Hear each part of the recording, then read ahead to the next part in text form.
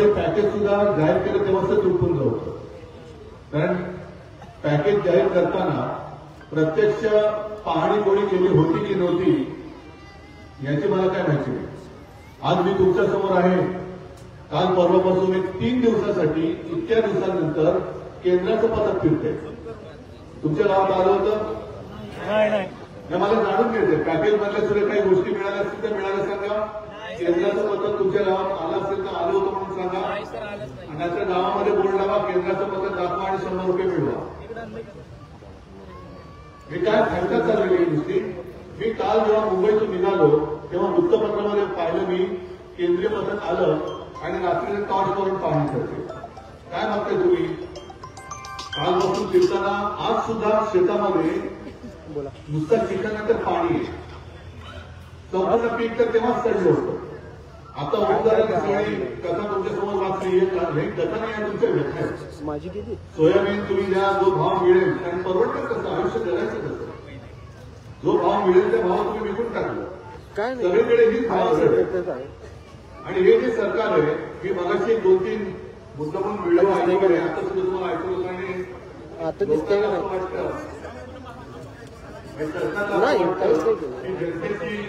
काहीच नाही केलं. हल्लेलं बिन नाही बॅटरी फुल आहे. कॅमेरा बॅटरी पिन आहे. लाईनची बिन बॅटरी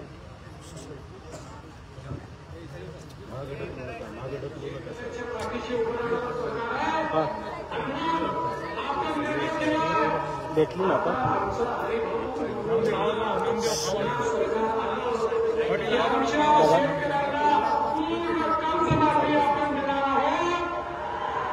ऊन वाढली की कमी झाली की कमी होते. अजून कमी करू.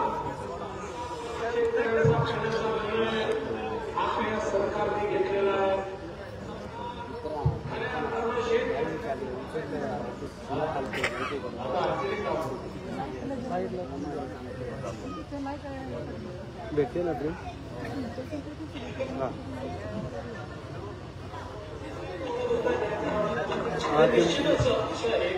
अडीचशे बघा.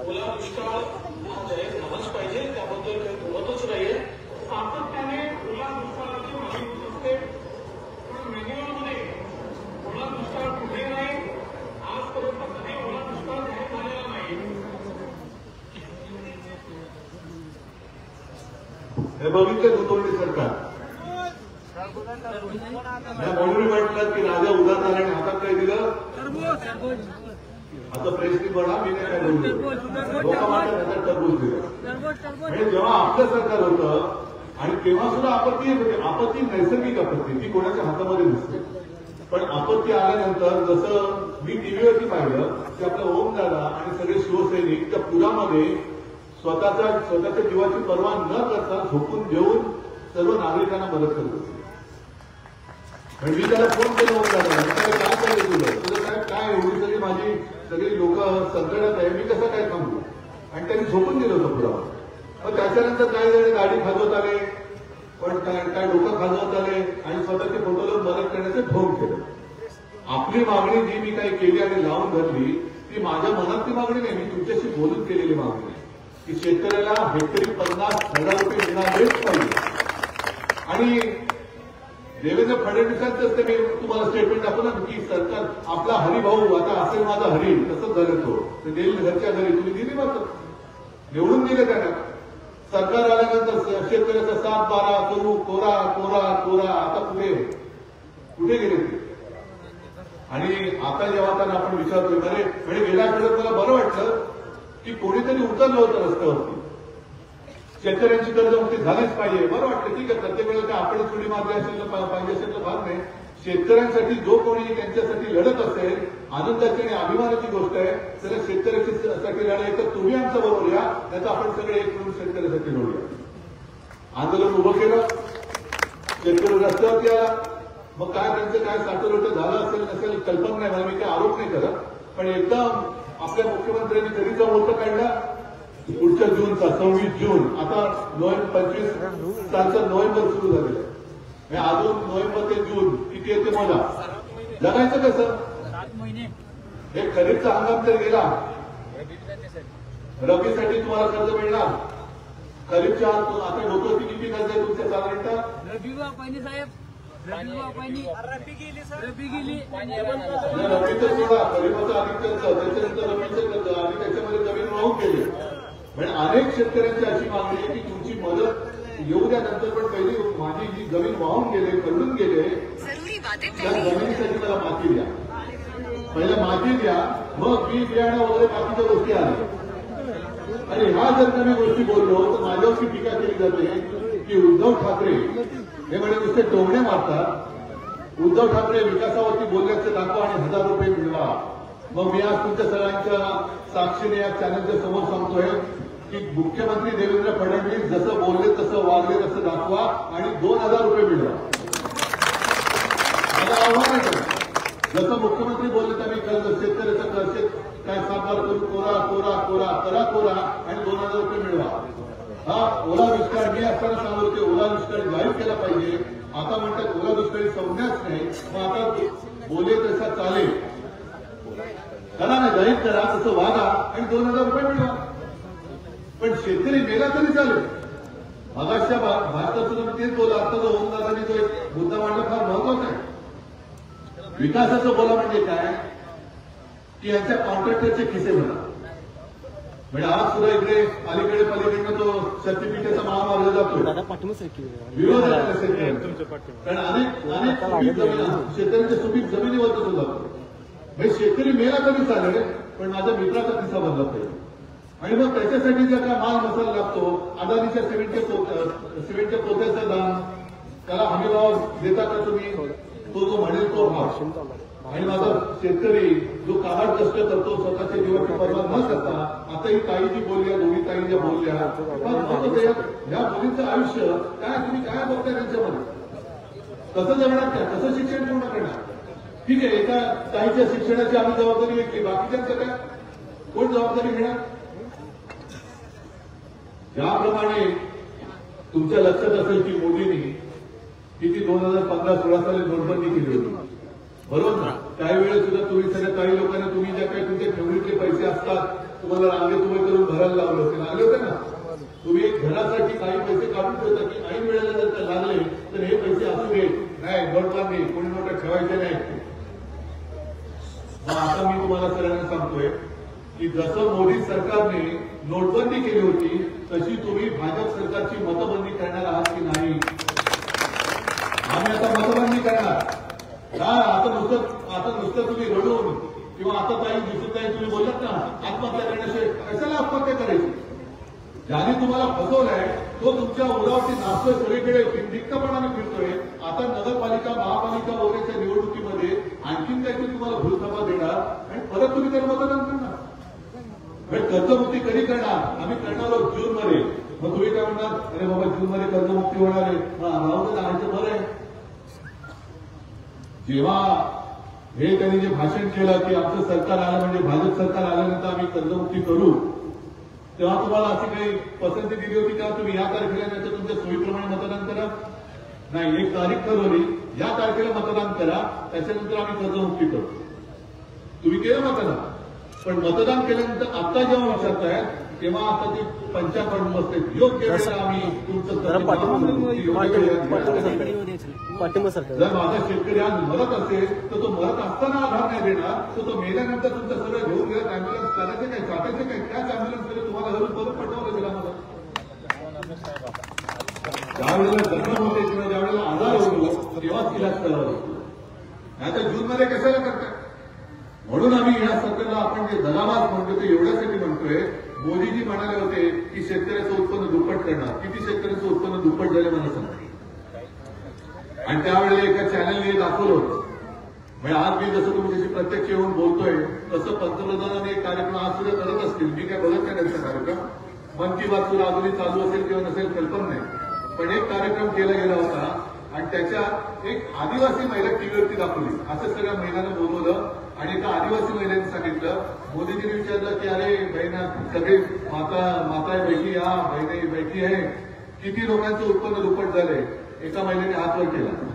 मग त्याच्यासमोर टीव्ही कॅमेरा दिला, माईक दिला आणि विचारलं त्यांना, तर तिने सांगितलं माझी डाळिंबाची बाग आहे अमुक साली माझं एवढं उत्पन्न होतं, अमुक आता तुम्ही आल्यानंतर माझं उत्पन्न दुप्पट झालंय. सगळ्यांनी टाळ्या वाजवल्या. आणि आपल्याला सुद्धा काय वाटतं, अरे महिला आहे त्यातून आदिवासी आहे, मी खोटं कशाला बोलू. हे एका चॅनलने काय केलं, मला वाटतं पुण्यप्रसून वाजपेयी त्या चॅनलचं बंद झालं. त्यांनी पाठपुरावा केला की अरे ही खरंच कौतुकाची गोष्ट आहे. मग त्यांनी तो मागोवा घेतला, त्या महिलेचा शोध घेतला. ती महिला ज्या गावात होती त्या गावामध्ये त्याची टीम पाठवली आणि वस्तुस्थिती अशी होती की त्या महिलेची बाळच नव्हती. एवढंच नाही, गावकऱ्यांची विचारलं की दादा तुमचं काय. तर त्या गावकऱ्यांनी सांगितलं की काही दिवसापूर्वी एक केंद्राची टीम आमच्या गावात आली आणि त्यांनी आम्हाला शिकवलं. त्यांनी आम्हाला विचारलं की आपको प्रधानमंत्री से बात करनी है. आता तुम्हाला जर का विचारलं तर तुम्ही काय सांगणार, हा करनी है. मग अगर बात करनी है तो कुछ तो थोडी ट्रेनिंग करनी पडेगी. Zero training.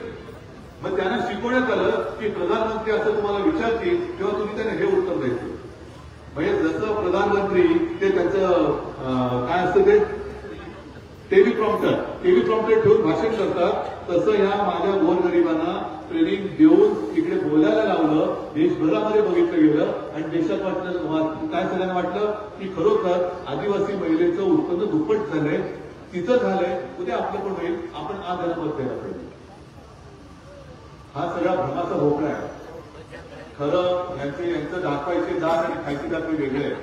म्हणून आता या ताईंनी जे काय सांगितलं की निवडणूक आल्यानंतर 500 रुपयाने मत नाही विकत घेत, तुमचं आयुष्य विकत घेतात आणि दुसरं विकत घेत नाही, तुमचं आयुष्य उद्ध्वस्त करून टाकतात. आज समजा केलं असेल मतदान, आपण तर ती मत चोरी सुद्धा उघड केली आहे. हे लोकशाही मार्गाने निवडून आलेलं सरकारच नाहीये, हे मत चोरी करून निवडून आलेलं सरकार आहे, चोरलेलं सरकार आहे. आणि तिकडे राहुल गांधी मत चोरी उघड केले, आपल्याकडे आदित्यने ती उघड केलेली आहे.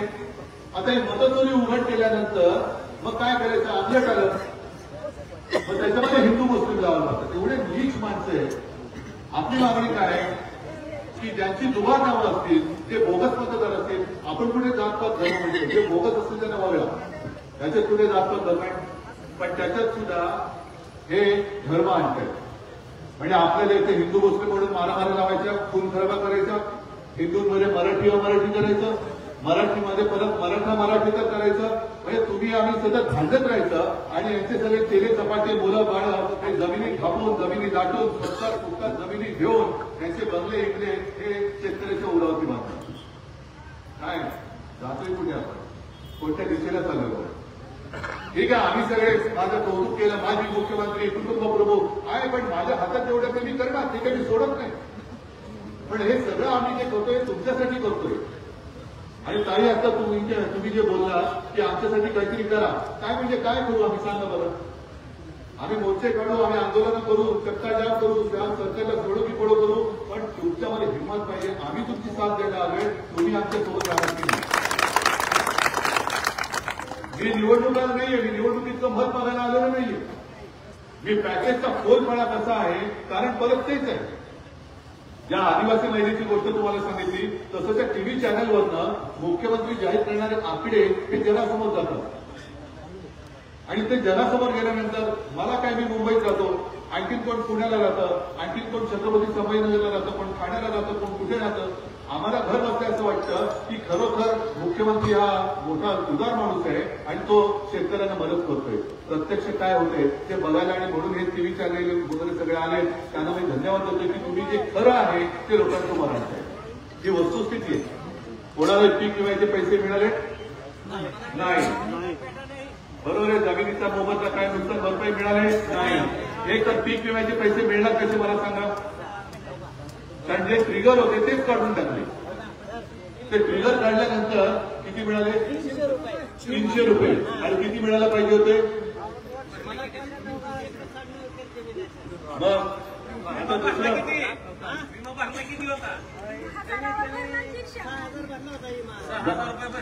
6,000 भरले आणि 300 आले. तुम्हाला 300 रुपये म्हणजे खूप मिळाले.